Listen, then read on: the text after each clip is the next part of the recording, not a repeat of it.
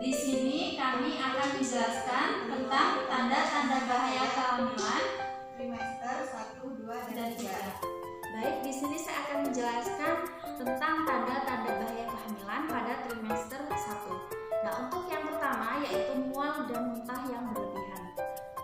Mual dan muntah ini merupakan kondisi yang normal pada ibu hamil pada trimester pertama.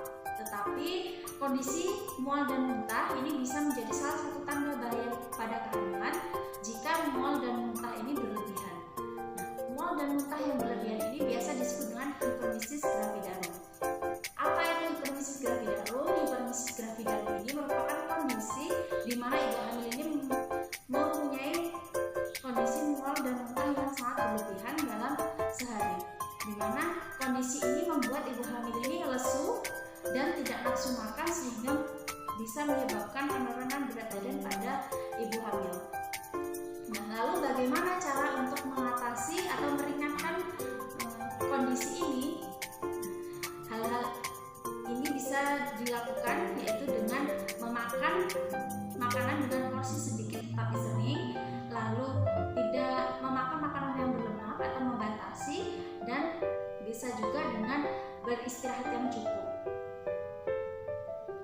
Apabila ibu hamil mengalami mual dan muntah yang berlebihan, segera bawa ibu hamil untuk periksa ke fasilitas kesehatan secara cepat untuk dapat ditangani secara cepat agar ibu dan janin terhindar dari komplikasi masalah yang disebabkan oleh mual dan muntah yang berlebihan tadi. Jika ibu hamil ini mengalami mual dan muntah yang berlebihan, lalu apa yang dapat kita lakukan? Yaitu bawa segera ibu hamil ke fasilitas kesehatan untuk mendapatkan penanganan yang cepat dan tepat. Nah, hal ini bertujuan untuk menghindari ibu dan janin ini mengalami komplikasi karena mual dan muntah yang berlebihan. Lalu yang selanjutnya, yang kedua yaitu perdarahan pervagina. Nah, perdarahan pervagina ini adalah perdarahan yang terjadi pada usia kandungan ini kurang dari 22 minggu, di mana itu merupakan usia kehamilan muda. Perdarahan pervagina ini yang berhubungan dengan kehamilan ini adalah bisa disebut dengan abortus, lalu kehamilan molar, dan kehamilan ektopik. Apa yang dapat dilakukan jika keadaan tersebut ada pada ibu hamil, yaitu yang pertama membawa segera ke fasilitas kesehatan agar ibu hamil ini mendapatkan penanganan yang cepat dan tepat, dan memeriksa keadaan fisik umum pada ibu agar segera mendapatkan pertolongan. Jika dicurigai adanya shock, lakukan tindakan-tindakan walaupun tanda-tanda shock ini belum terlihat. Untuk yang ketiga yaitu nyeri perut pada bagian bawah.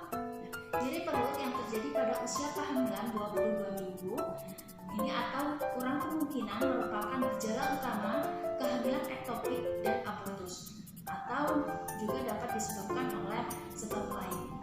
Hal ini dapat diatasi dengan segera memeriksakan ibu untuk memeriksakan keadaan umum ibu yang berupa pemeriksaan tanda-tanda vital yang terdiri dari pemeriksaan tekanan darah, suhu tubuh, denyut nadi, dan pernapasan. Dan apabila dicurigai shock, walaupun belum adanya tanda-tanda shock, ini harus segera dilakukan penanganan dan selalu waspada dan evaluasi ketat karena keadaan ini dapat berubah-ubah dengan cepat. Selanjutnya yang keempat yaitu selaput kelopak mata yang pucat. Nah, tanda-tanda ini bisa diindikasikan sebagai anemia. Apa itu anemia? Anemia ini merupakan kondisi medis yang umum terjadi pada wanita hamil, di mana jumlah sel darah merah ini dalam keadaan yang rendah sehingga sel-sel dalam jaringan itu tidak dapat, kuantitasnya tidak memadai untuk menyalurkan oksigen ke bayi. Kondisi ini bisa diatasi dengan meminum tablet zat besi dan istirahat yang cukup. Nah, kondisi anemia ini dapat berpengaruh langsung pada janin yang dapat mengakibatkan abortus, missed abortion, dan kelainan kongenital. Baiklah, untuk tanda bahaya pada trimester 2 yang pertama yakni ada sakit kepala yang hebat. Nah, sakit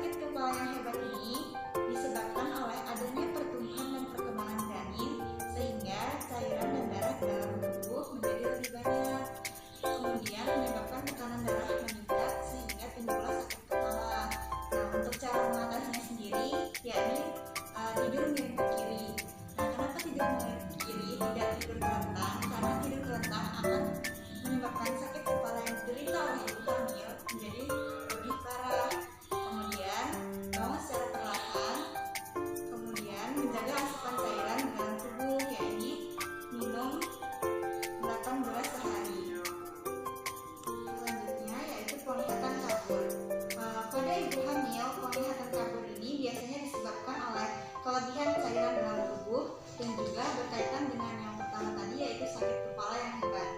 Nah, kelebihan cairan dalam tubuh menunjukkan bahwa betapa pentingnya untuk ibu hamil menjaga keseimbangan cairan dalam tubuhnya. Untuk menjaga keseimbangan cairan sendiri, yakni dapat dilakukan dengan cara minum air putih yang cukup, tidak berlebih dan tidak juga kurang. Kemudian setelah olahraga, usahakan untuk minum minuman elektrolit, yakni seperti air kelapa atau perasan jeruk dan lemon.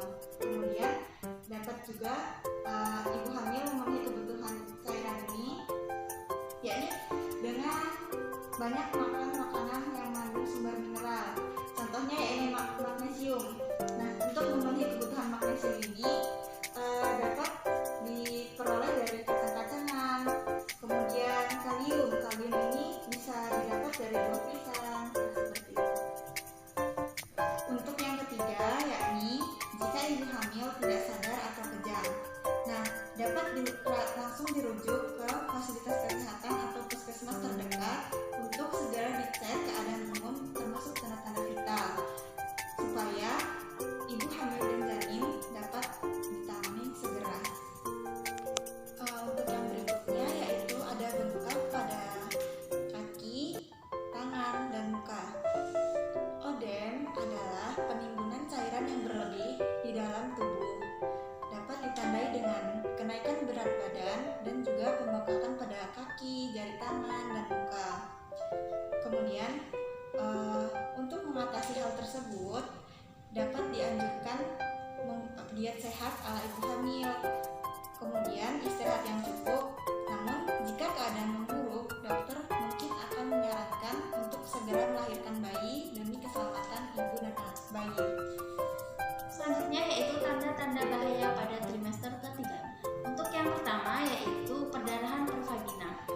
Nah, perdarahan pervagina ini perdarahan tanpa nyeri pada usia gestasi lebih dari 22 minggu, di mana darah ini merupakan darah kehitaman ataupun darah jernih tanpa bekuan. Jika keadaan ini dialami, nah, hal yang dapat diatasi yaitu segera membawa ibu hamil ke fasilitas kesehatan agar cepat dapat mendapatkan pertolongan dengan memeriksa keadaan umum ibu termasuk tanda-tanda vital maupun shock pada ibu. Evaluasi ketat pada ibu karena kondisi ini dapat berubah-ubah dan dapat memburuk kondisinya dengan cepat. Kedua yaitu solusio placenta. Nah, solusio placenta ini adalah keadaan di mana terlepasnya plasenta yang letaknya normal pada korpus uteri sebelum janin lahir. Yang ketiga yaitu placenta previa.